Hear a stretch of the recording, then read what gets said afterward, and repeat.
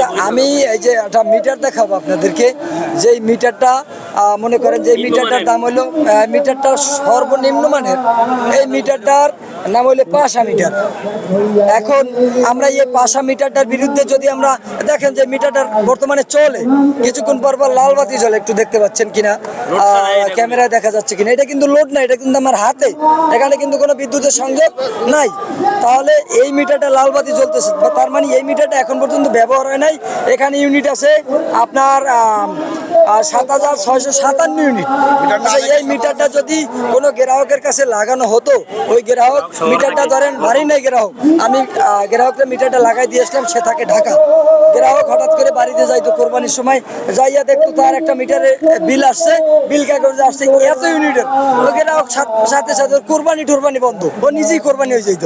তার কারণ ও জায়গায় মরে যেত স্টক করে, কারণ এই নিম্নমানের মালামালের কারণে। এবং আরো দেখবেন যেখানে টেবিলের উপরে বড় বড় মিটার, কাট আউট, ইনসুলেটার, নিম্নমানের সকল মালামাল আছে ওখানে টেবিলের উপরে আপনি দেখতে পাবেন।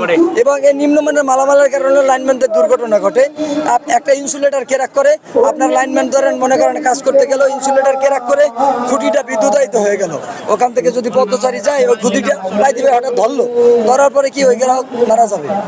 এবং লাইনম্যানও মারা যায় এই নিম্নমানের মালামালের কারণে। একটা ট্রান্সফরমার ফিউজ লাগাইতে গেলে ট্রান্সফরমার ফোমা সহ উড়িয়ে যায় যদি লাইনম্যানের মাথায় পড়ে, এক পথচারীর মাথায় পড়ে, সাথে সাথে মৃত্যু হয়ে যাবে। তাহলে এই মিটারটাই একবারে প্রমাণ, এইটা আপনি একটু তুলে ধরবেন জনগণের মাঝে, এইটার মাধ্যমে কিন্তু জনগণ পেয়ে যাবে। এবং এখানে কিন্তু লেখা আছে বাংলাদেশ পল্লী বিদ্যুতায়ন বোর্ড, পল্লী বিদ্যুৎ সমিতি কিন্তু লেখা নেই।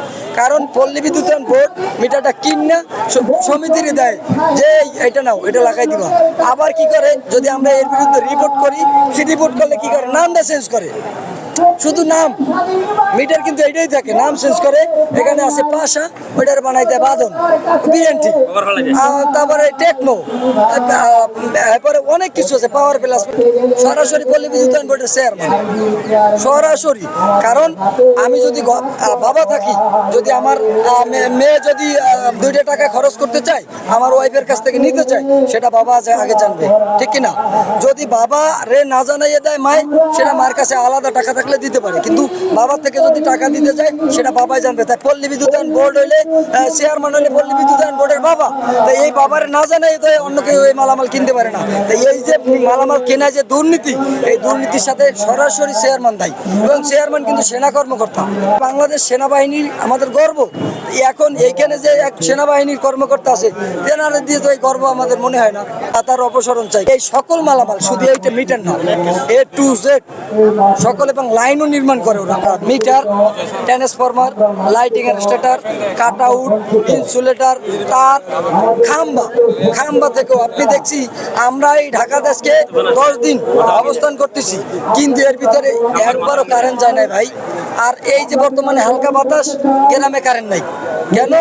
আমরা তো লাইন চালু রাখতে পারি না। এই যে নিম্নমানের মালামাল ব্লাস্ট হয়ে যায়, বজ্রপাত হইলে ব্লাস্ট হয়ে যায়, ইনসুলেটর ক্র্যাক করে, লাইটিং স্টার্টার ফল্ট করে, তারপরে যে ট্রান্সফরমার ব্লাস্ট করে। তাই এই যে ধরনের ঘটনাগুলো, এই ঘটনার মালামাল তো সব তারা দেয় নিম্ন। ওইটা যদি একটু উচ্চমানের হতো তাহলে তো এই ব্লাস্ট করতো না, ঝড়ের কারণে লাইন বন্ধ হতো না। তো আমার এগুলোই যে এই ধরনের যত মালামাল আছে A to Z, এবং ইতিমধ্যে আর দেখতে পাবেন যে মনে করেন যে নিম্নমানের মালামাল কি, একটা